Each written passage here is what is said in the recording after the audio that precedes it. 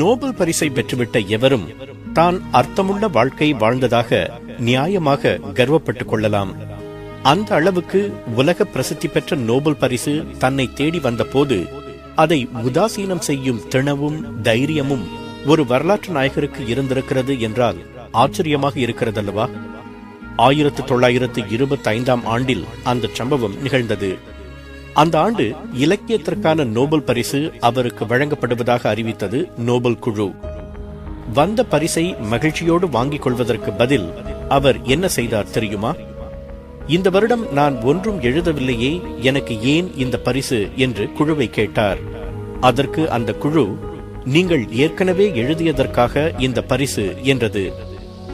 ஒருவன் நடுக்கடலில் தத்தளித்து சிரமப்பட்டு கரை சேர்ந்த பிறகு அவனுக்கு காற்றடித்த ரப்பர் டியூபை கொடுப்பது போல் இருக்கிறது இந்த பரிசு என்று கிண்டலாக பேசிய அவர் பரிசளிப்பு விழாவில் கலந்து கொள்ள மறுத்ததோடு மட்டுமல்லாமல் பரிசு தொகை அவர் வீடு தேடி வந்த போது அதனை அப்படியே இலக்கிய பணிகளுக்காக கொடுத்து விட்டார். யார் அந்த அதிசய மனிதர் என்று வியக்கிறீர்களா? அவர்தான் எந்த கெட்ட பழக்கமும் இல்லாமல் சைவ உணவு, நகைச்சுவை உணர்வு ஆகியவற்றை கடைபிடித்து கிட்டத்தட்ட 95 ஆண்டுகள் உயிர் வாழ்ந்து மறைந்த ஆங்கில இலக்கிய மேதை ஜார்ஜ் பெர்னட் ஷா. 1856 ஆண்டு ஜூலை 26 அயர்லாந்தின் டப்ளின் நகரில் பிறந்தார் பெர்னட் ஷா.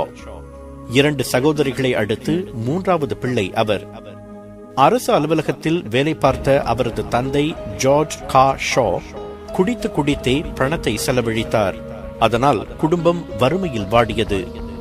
வீட்டு வாடகை பணம் கூட கொடுக்க முடியாமல் கடற்கரையோரம் ஓர் ஓட்டை படகில் அவர்கள் வசித்த நாட்களும் உண்டு. குடும்ப நிலைமைக்கு தந்தையின் குடிப்பழக்கம்தான் காரணம் என்பதை பிஞ்சு வயதிலேயே உணர்ந்தார் பெர்னட் ஷா. எனவே மதுவை தொடுவதில்லை என்று உறுதி பூண்டார்.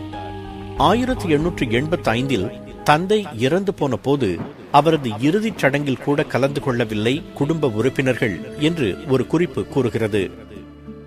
குடும்ப வறுமை காரணமாக 10வது வயதில்தான் முதலில் பள்ளிக்கூடத்தில் அடியெடுத்து வைத்தார் பெர்னட் ஷா.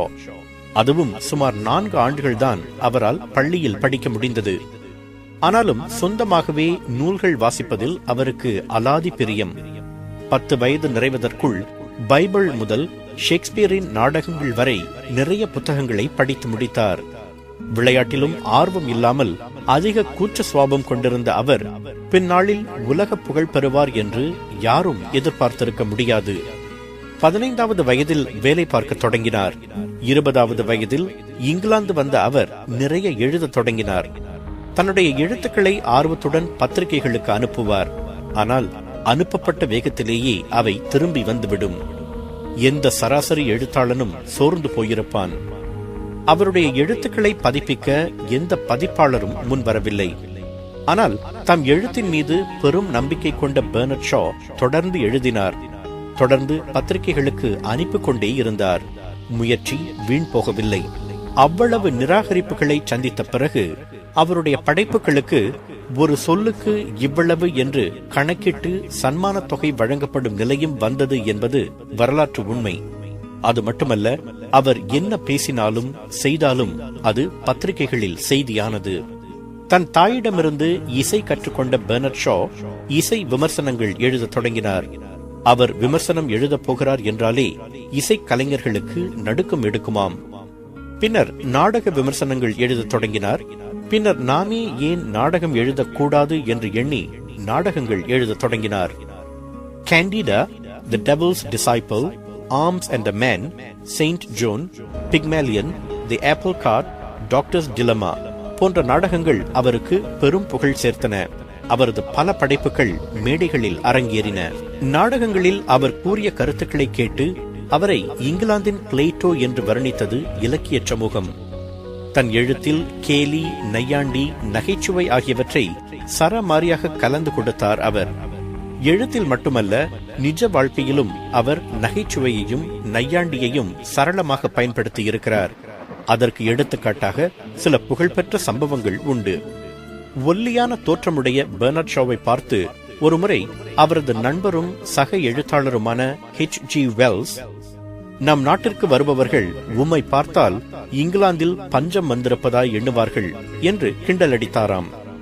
அதற்கு சற்றும் சளைக்காமல், அந்த பஞ்சத்துக்கு யார் காரணம் என்பதும் உம்மை பார்த்தால் அவர்களுக்கு புரியும் என்றாராம் பெர்னர்ட் ஷா. காரணம், H.G. வெல்ஸ் உடல் பருமனானவர். இன்னொரு புகழ்பெற்ற சம்பவம்.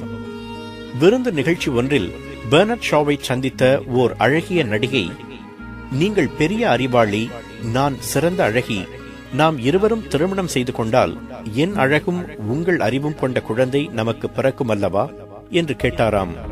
அதற்கு புன்னகைத்துக் கொண்டே, அந்த குழந்தை உங்களுடைய அறிவையும் என்னுடைய அழகையும் கொண்டு பிறந்துவிட்டால் என்ன செய்வது என்று கேட்டாராம் பெர்னர்ட் ஷா.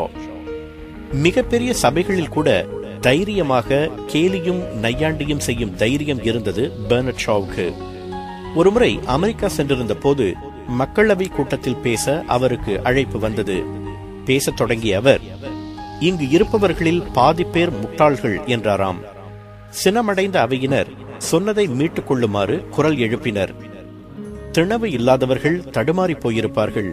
ஆனால் பெர்னர்ட் ஷா என்ன செய்தார் தெரியுமா? அமைதியாக அவையினரை பார்த்து, சரி, இங்கே இருப்பவர்களில் பாதி பேர் புத்திசாலிகள் என்றாராம் லாபகமாக. அவரது பேச்சு திறமையை பார்த்து அந்த அவை வியந்தது. அவர் எழுத்து திறனை பார்த்து உலகமே வியந்தது. உண்மையில் ஷேக்ஸ்பியருக்கு அடுத்து ஆங்கில இலக்கிய உலகம் சந்தித்திருக்கும் மிகச்சிறந்த நாடக ஆசிரியர் பெர்னர்ட் ஷா தான். அவருடைய நாடகங்கள் சமூக, அரசியல், சமய பிரச்சனைகளை வெளிப்படையாக பேசின, சமூக அவலங்களை ஒட்டுமொத்தமாக சாடின. திட்டமிடப்பட்ட வகுப்புவாதமற்ற சமூகத்தின் மீது நம்பிக்கை கொண்ட அவர் புரட்சிகரமான கருத்துக்களை எவருக்கும் அஞ்சாமல் எழுதினார். அதனாலேயே அவ்வப்போது அவரிடம் தலை தூக்கிய தற்பெருமையையும் ஆணவத்தையும் இலக்கிய உலகம் பெரிதுபடுத்தவில்லை. பெர்னர்ட் ஷா நோபல் பரிசை மட்டும் வெறுக்கவில்லை. கௌரவ பட்டம், பதக்கம், பாராட்டு விழா, புகழ் உரை போன்றவற்றையும் அறவே வெறுத்தார். அவருக்கு ஆர்டர் ஆஃப் த மெரிட் விருது வழங்கப்படுவதாக அறிவிக்கப்பட்ட போது, அந்த விருதை எனக்கு நானே கொடுத்துக் கொண்டு பல ஆண்டுகள் ஆகிவிட்டன, அதனால் இப்போது அது எனக்கு தேவையில்லை என்று கூறினார் பெர்னர்ட் ஷா. தனது கடைசி நிமிடம் வரை படிப்பதையும் எழுதுவதையும் அவர் கைவிடவில்லை. தினசரி குறைந்தது 5 பக்கங்கள் எழுதுவாராம். தம் வாழ்நாளில் கிட்டத்தட்ட 50 நாடகங்களையும் 5 நாவல்களையும் எழுதினார் அவர். நல்ல நகைச்சுவை உணர்வும் சைவ உணவை விரும்பி உண்டதும் அவருக்கு நல்ல ஆரோக்கியத்தை கொடுத்தன. புகைப்பிடிக்கும் பழக்கமோ மது பழக்கமோ அறவே இல்லை. அதனால் நீண்ட காலம் வாழ்ந்தார். ஆங்கில இலக்கிய உலகின் பெருமதிப்பை பெற்றிருந்த பெர்னர்ட் ஷா 1950ஆம் ஆண்டு நவம்பர் 2ஆம் தேதி தனது 94வது வயதில் காலமானார். ஒன்றுமே செய்யாமல் வெட்டியாய் கழிக்கும் ஒரு வாழ்க்கையை விட பிழைகள் செய்து வாழும் வாழ்க்கை பயன்மிக்கது, பெருமை மிக்கது. பெர்னர்ட் ஷா கூறிய பல பொன்மொழிகளில் இதுவும் ஒன்று. அவர் நீண்ட காலம் பயனுள்ள வாழ்க்கை வாழ்ந்திருக்கிறார். அதற்கு அவருக்கு உதவிய பண்புகள் தோல்வியை கண்டு துவளாத மனோபாவமும், நகைச்சுவை உணர்வும், தீய பழக்கங்களை வெறுத்து ஒதுக்கியதும் தான். அந்த பண்புகளையும் பழக்கங்களையும் நாமும் பின்பற்றினால் நமக்கு எந்த வானமும் வசப்படும்.